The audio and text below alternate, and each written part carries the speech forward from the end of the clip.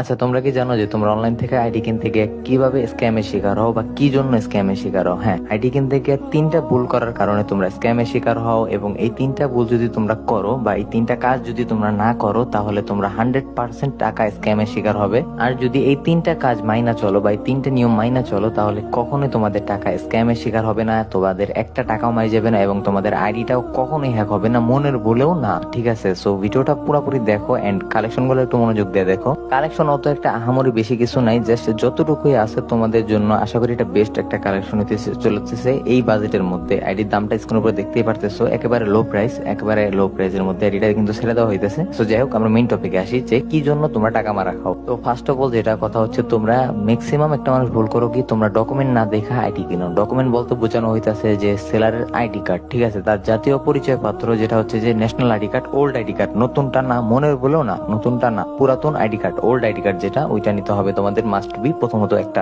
ID কার্ডের, ওই ID কার্ডটা সামনের সেটের পিক এবং পিছনের সেটের পিক, ঠিক আছে। একটা কারণ গেল যে তোমরা আইডি কার্ডের সামনের সেট এবং পিছনের সেট দেখবে, এবং দ্বিতীয় কারণটা হইতাছে যে তোমরা সেলারের সাথে ম্যাক্সিমাম মানুষ বেয়াদবি করো। হ্যাঁ, তোমরা সেলারের সাথে খারাপ ব্যবহার করো, অথবা সেলারের ঘোরাও বা যেসব কাগজপত্র চাওয়ার কথা ওগুলো তোমরা আইসাই আগে চাও না, এগুলা করবা না। তোমরা অ্যাকাউন্ট যখন কিনবা বা যখন পেমেন্ট করবা, পেমেন্টের আগে এগুলো চাওয়ার নিয়ম, ঠিক আছে। এবং তোমরা নিয়মের বাইরে কাজ করো, এবং কি কিছু কিছু কথা সেলার বলে যেগুলো নিয়মের বাইরে, ওই কাজগুলো তোমরা বেশি বেশি করো। নিয়মের বাইরে দয়া করে কোনো কাজ করবা না যদি টাকা মারা খাইতে না চাও, ঠিক আছে। এখন সেলার যে নিয়ম বলবো এটা তো নিয়ম জানোই, তাই না? ভিডিওতে যেসব নিয়মের কথা বলা হয়েছে অতটুকুই, নিয়মের বাইরে কিছু না, এক্সট্রা কিছু করবা না, ঠিক আছে। সো থার্ড, তিন নাম্বার কারণটা হইতাছে যে তোমরা ট্রেড লাইসেন্স দেখো না। এখন বলবা যে ভাই ট্রেড লাইসেন্সটা কি? ট্রেড লাইসেন্স তো আমরা চিনি না। হ্যাঁ, ট্রেড লাইসেন্স তোমরা অনেকে চিনবা না, তোমরা যারা বারবার স্ক্যাম শিকার হয়েছো, তোমরা ট্রেড লাইসেন্স কখনো চিনবা না বা চিনার কথাও না। ট্রেড লাইসেন্স হইতেছে একটা সেলারের মাথা বা একটা সেলারের তোমার ইন টোটাল তার পরিচয়, ঠিক আছে। একজন সেলার বা একজন ব্যবসায়ী,